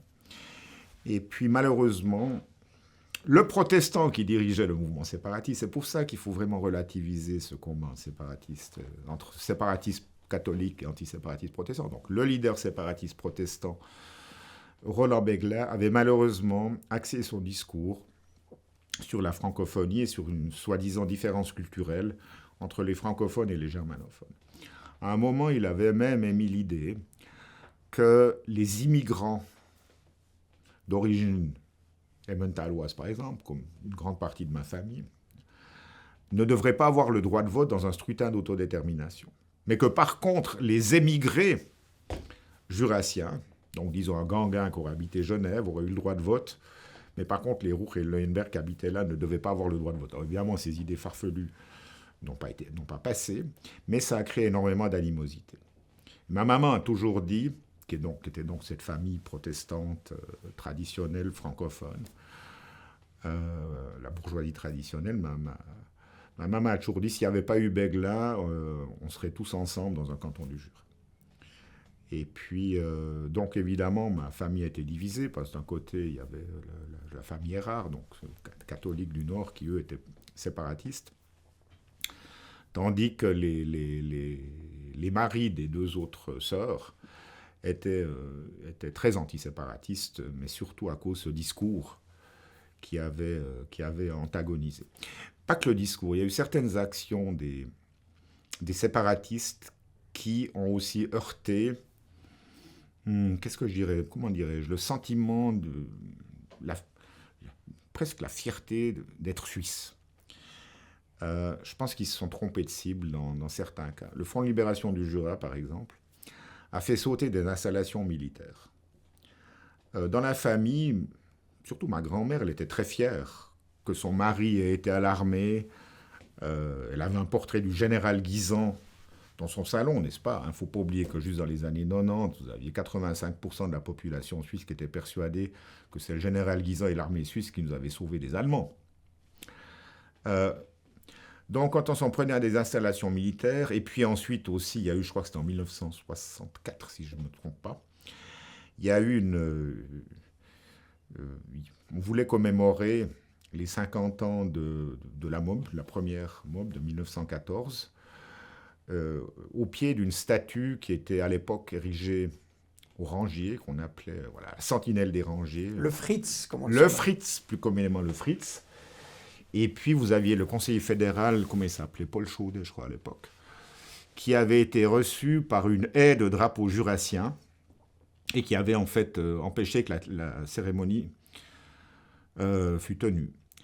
Et tout ça, ça avait créé pas mal de mauvais sang par rapport au mouvement séparatiste, qu'on considérait comme étant finalement anti-suisse, puisqu'il était anti-armée et anti-germanophone. Du reste, Fritz en question a ensuite été explosé. Oui, alors le pauvre Fritz, il lui arrivait beaucoup de choses. D'abord, ils ont essayé de le tirer, enfin ils l'ont tiré en bas, hein, ils l'ont renversé. Ensuite, il a été remis en place et pour finir, ils l'ont Plastiqué. Plastiqué, exactement, avec des explosifs. Donc voilà, donc je pense que c'est un petit peu tout ça qui fait que dans ma famille, on était quand même plutôt antiséparatiste. Mais à cause de ces discours qui ont polarisé de la part de Béglin, et puis ensuite, de l'autre côté, on avait, ça aussi c'est un peu un paradoxe de l'histoire, on avait une catholique qui dirigeait le mouvement antiséparatiste, qui vit toujours, hein, Geneviève Aubry, son fils est un grand ami, il habite à Escher. Et puis Geneviève Aubry, évidemment, elle, qui était une passionnariat, elle a continué sur le même ton, et donc l'escalade verbale a parfois aussi mené à l'escalade de la violence physique. Puis nous, on était plutôt du côté... Voilà, moi j'avais l'impression que finalement, entre les deux, les plus tolérants des deux, c'était les antiséparatistes, à l'époque, hein, je dis bien à l'époque. Parce que ce discours de Béglin, pour moi, c'était un discours de haine, pour moi et ma famille. Donc voilà, le camp du bien et de la tolérance, c'était plutôt le camp antiséparatiste. Ça a changé par la suite. Est-ce que, par ailleurs, les discussions politiques dans votre famille, au-delà du Jura, est-ce qu'elles étaient fréquentes? C'est à l'époque où l'Union européenne se construisait, où on parlait aussi des rapports de la Suisse avec l'ALE, et ce genre de réflexion sur le rôle de la Suisse par rapport à ses voisins européens, est-ce qu'on en parlait dans votre famille? Non. Non. Je veux dire, de ce point de vue-là, mes parents étaient... ou même un oncle est un petit peu plus politisé que les autres, mais je veux dire, dans ma famille, on n'a jamais appartenu à un parti politique. Et puis, je me souviens jamais d'avoir eu des grandes discussions politiques dans la famille. Non, c'est vraiment pas... je ne suis pas comme d'autres l'héritier d'une tradition politique. Non, pas du tout. Nous, on était des paysans ouvriers. Le souci principal, c'était de gagner sa vie et puis de vivre correctement. Mais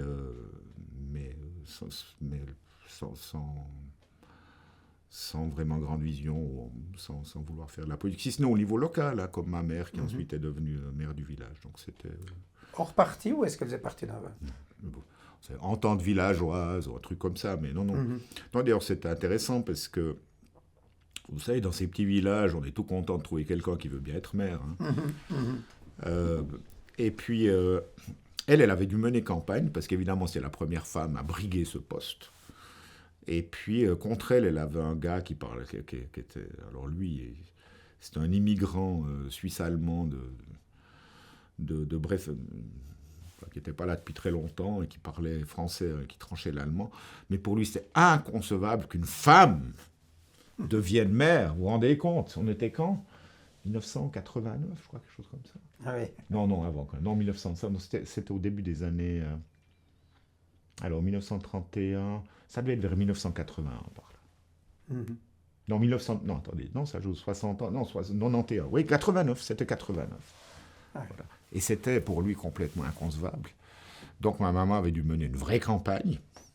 Elle avait la liste, elle savait exactement qui allait voter pour elle. Et puis, effectivement, ça s'est réalisé. C'était une grande fête, d'ailleurs, quand elle a été... on était très, très contents. Mais elle a dû mener une vraie campagne. Oui. Alors, vous étiez trop jeune, évidemment, pour connaître mai 68, hein, puisque vous aviez 5 ans là, quand ça s'est produit. Est-ce que dans votre famille, ça a été un élément dont on a parlé par la Pas suite du tout. ou est-ce que vous êtes passé complètement à côté Non, mais pas du tout, parce que je veux dire, déjà, il y avait personne qui était jamais allé dans une université, il y a personne qui était jamais allé à Paris, donc pour nous, ça nous dépassait complètement, ça nous concernait pas. Est-ce que la politique vous a intéressé, vous, comme...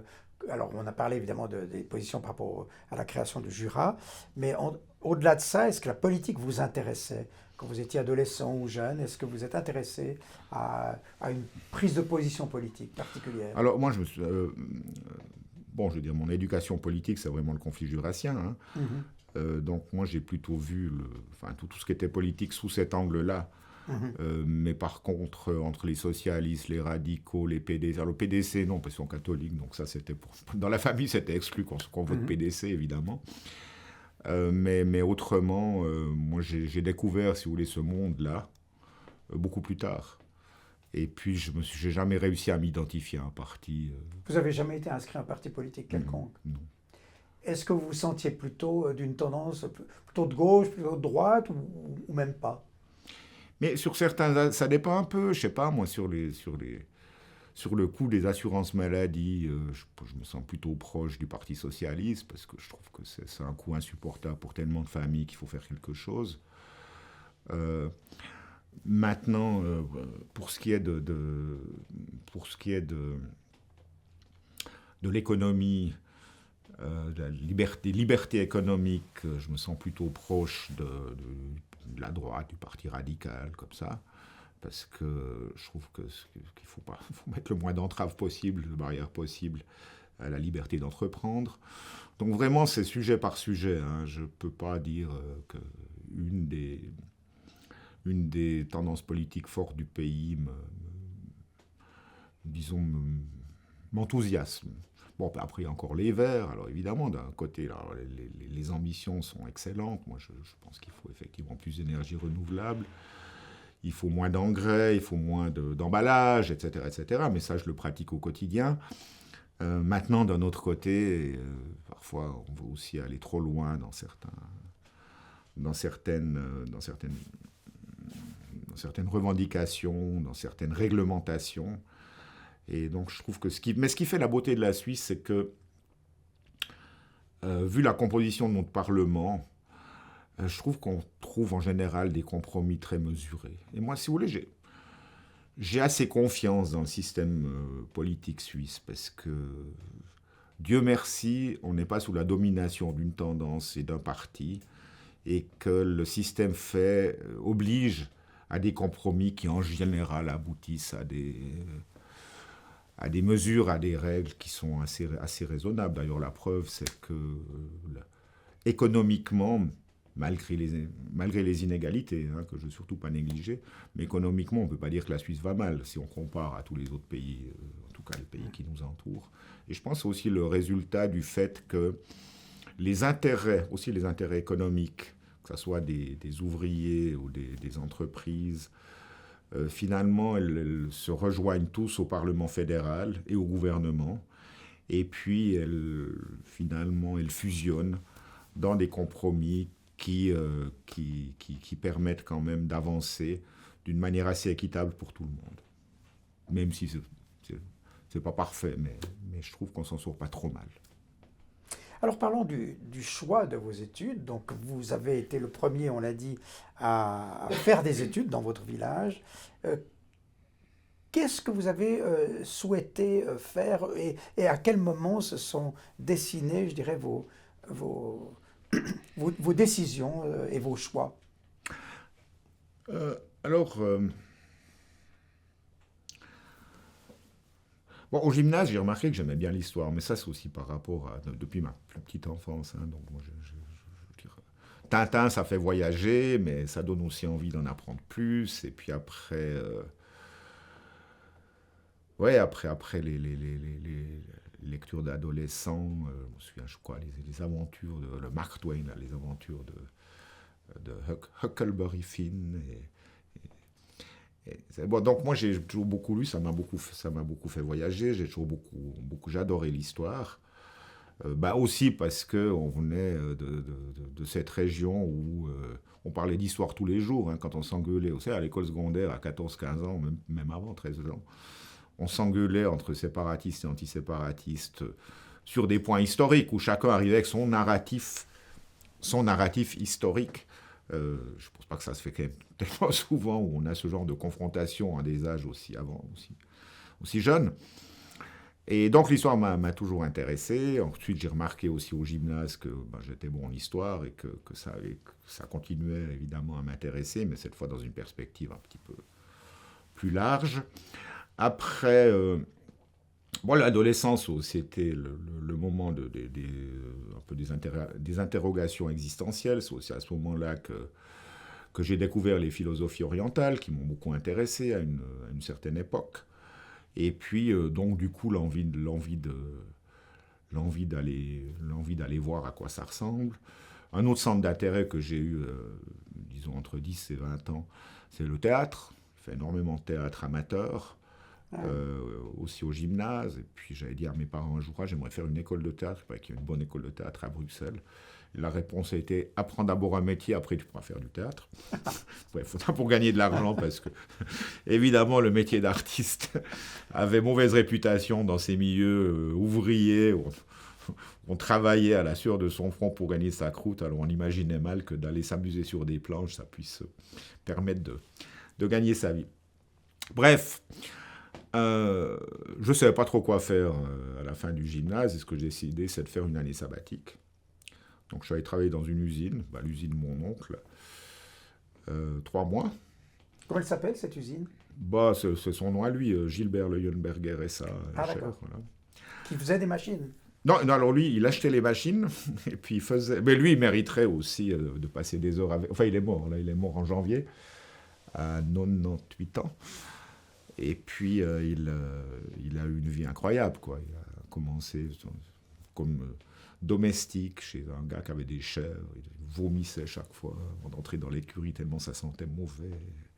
Il me racontait aussi qu'il était avec un cheval dans un champ quand c'était les Américains, je crois, qui avaient bombardé Moutier. Vous savez, à un moment où Moutier a été bombardé parce qu'il y avait un train de munitions en partance pour l'Allemagne, et puis probablement que les Alliés le savaient, ils ont bombardé.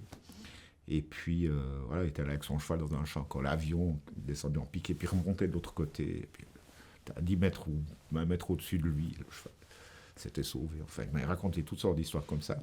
Puis après, il a réussi à devenir un entrepreneur, à créer son usine. Et bon, bref, voilà. Donc, il faisait quoi donc, il utilisait ces machines, Petermann, Tornos, Bechler, pour fabriquer des pièces qui peuvent être utilisées dans la mécanique, par exemple dans des moteurs, pour des navettes spatiales, pour des avions, c'est des pièces en métal de diamètre relativement petit et de très très haute précision. La précision, c'est 1 micron en général. Ah oui. 1 micron, ça veut dire un cheveu coupé en 1000, hein, dans le sens de la longueur, évidemment. Donc c'était ça. Et puis moi, j'ai travaillé 3 mois sur la même machine à faire les mêmes gestes, dans une atmosphère d'huile et de bruit. Une fois, j'avais pris un Walkman. C'était l'époque des Walkman. Vous vous souvenez de machine. Mm-hmm. Et puis, je devais mettre la musique tellement fort pour que ça couvre le bruit des machines que les piles étaient à plat en un jour. Donc, enfin, Bon, j'ai commencé jeune. Déjà, quand j'avais 11 ans, le samedi matin, on allait travailler là sur des machines en faisant toujours la même chose.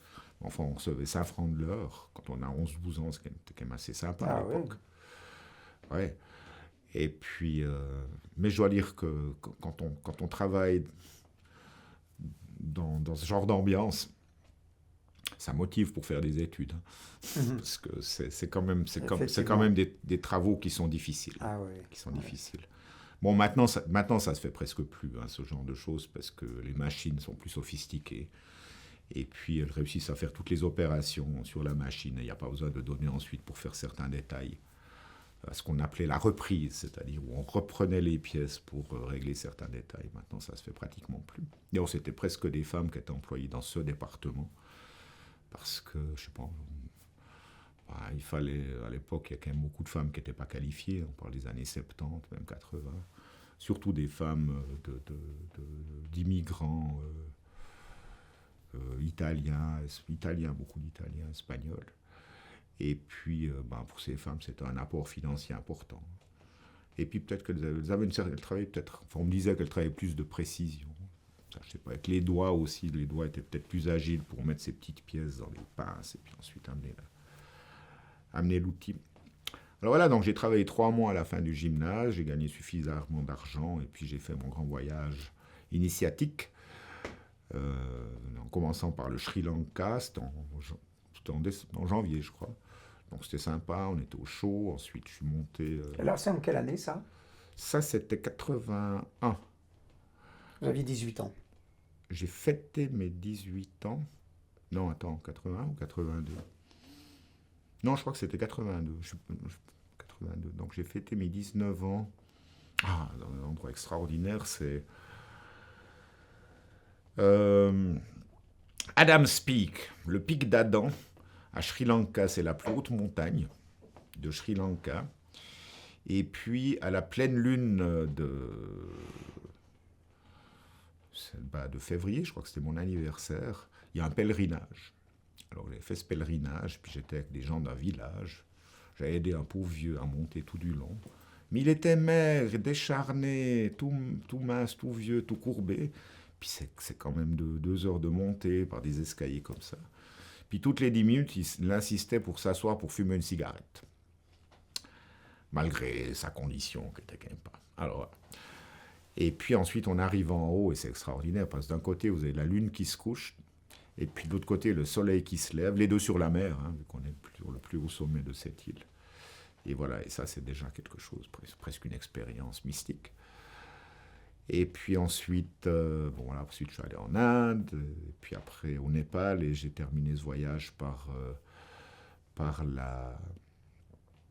en allant jusqu'à l'Annapurna. J'aurais voulu faire le tour, mais il y avait encore trop de neige, donc je m'étais arrêté avant qu'il y ait trop de neige. Et puis en redescendant, tout s'est éclairci, et je savais que j'avais envie de comprendre comment fonctionnait le monde, mais le monde des hommes. Donc je n'ai pas étudié la biochimie ou la biologie, mais les relations internationales, parce que j'avais envie de comprendre comment ça fonctionnait. Puis aussi, j'ai pris goût à l'aventure.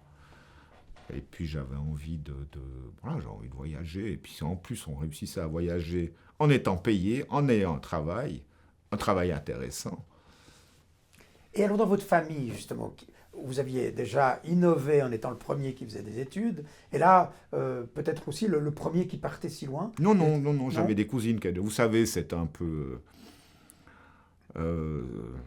après mai 68, il y a eu les hippies, et puis la drogue, le hashish, ces trucs-là.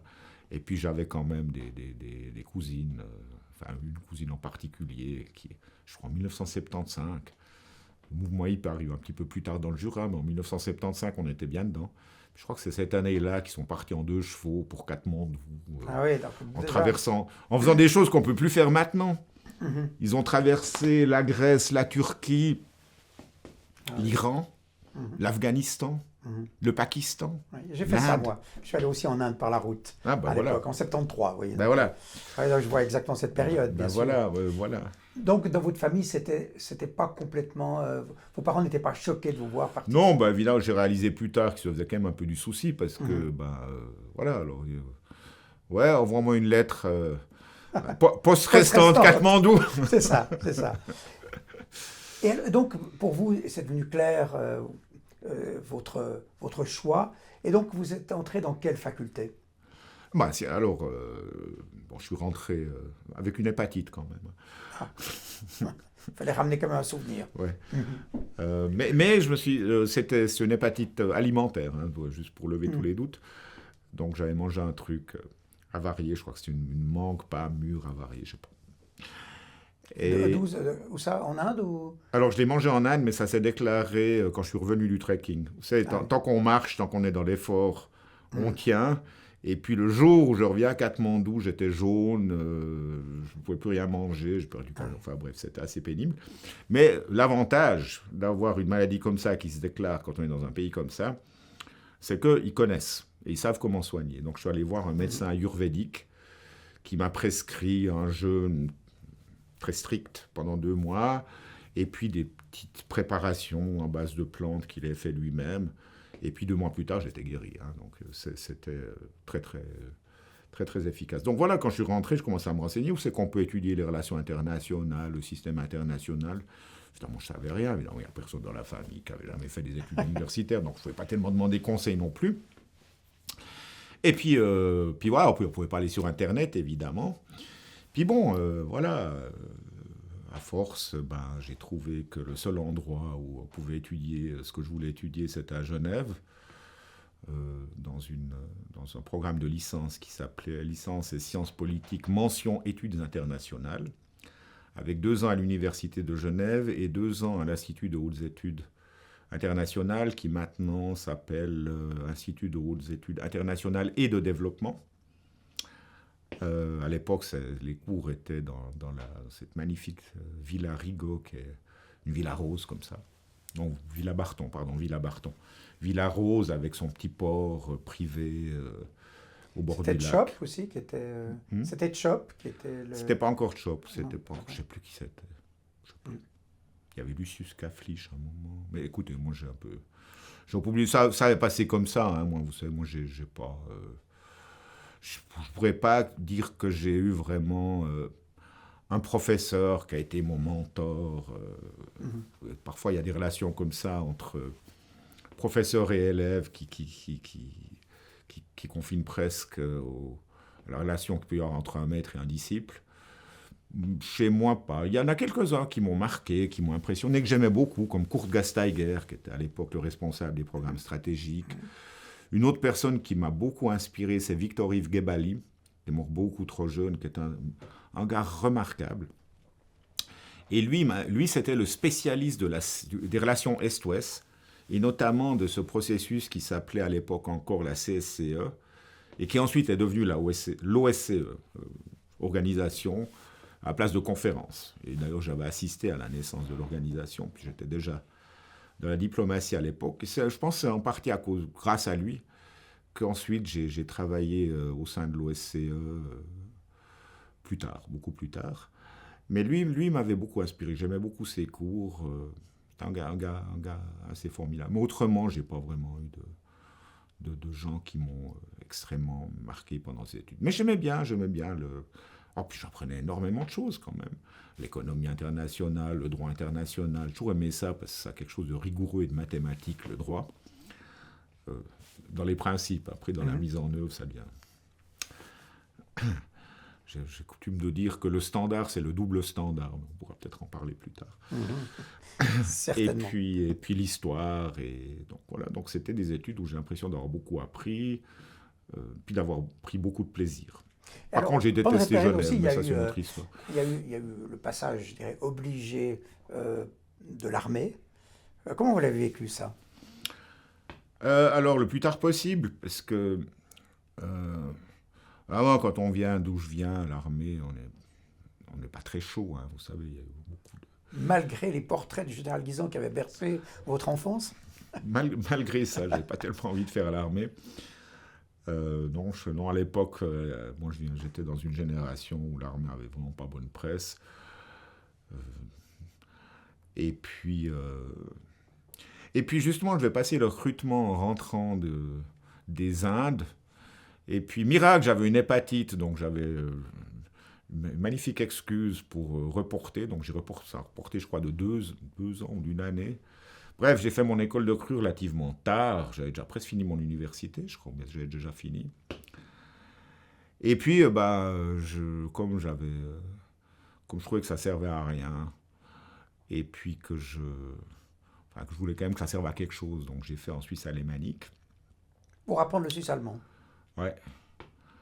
Et puis, c'était dur. Je n'ai pas aimé du tout l'école de recrue. Je trouvais qu'on nous traitait vraiment mal. Mais évidemment, comme j'étais le seul étudiant sur 150, et puis que j'avais pris cette initiative de faire mon service militaire en Suisse alémanique, ils ont insisté pour que je grade. Donc je me souviens, c'était une espèce de ferme d'alpage au fin fond des Grisons. J'ai été convoqué par l'officier instructeur, le capitaine Schaffrott, qui m'a dit « Also, Herr Ruch, Sie müssen weitermachen. » J'ai dit « Nein. »« Doch, Sie müssen hier unterschreiben. » J'ai dit « Nein, das mache ich nicht. » Also, der Kompaniekommandant wird für Sie unterschreiben. Puis, je n'ai jamais signé, mais c'est le commandant de compagnie qui a signé à ma place. Et puis, quelques semaines plus tard, je recevais un ordre de marche pour aller à l'école de sous-officiers. Alors là, j'ai quand même écrit pour demander de retarder. Je crois que je voulais finir mes études d'abord. Et puis j'en avais marre des Suisses allemands. J'avais vraiment envie d'être quand même dans un environnement où je me sentais un petit peu plus à l'aise. Parce que mine de rien, c'est quand même un gros plongeon dans un autre univers culturel, hein, même si c'est nos compatriotes. Puis moi, je m'entends bien avec. Hein, j'ai travaillé énormément. Mais quand on est tout le temps et puis qu'il n'y a que ça, c'est quand même, on a quand même envie d'entendre parler le français après un moment. Bref, donc j'ai demandé et je me suis retrouvé où ? Colombier, avec la vie de château. Et puis voilà, j'ai fait cette école de sous-officier. Après le paiement de galon, j'ai trouvé que c'était pas très sympa non plus. Donc après, j'ai été choisi pour faire l'école d'officier à Berne. Et ça, c'était génial. C'est vraiment là que j'ai appris le principe du commandement, que ensuite j'ai mis en œuvre durant toute ma vie professionnelle. On avait des colonels, majors, lieutenants-colonels, instructeurs qui étaient vraiment des humanistes. Et je n'y croyais pas, hein, mais vraiment des humanistes. Souvent d'ailleurs, de vieilles familles bernoises. Donc des gens, je pense que c'était le genre de famille où il y avait un fils qui gérait le patrimoine, un fils qui était officier de carrière, et puis un fils qui devait être pasteur. Ça devait être à peu près ça, le modèle. Le modèle patricien bernois.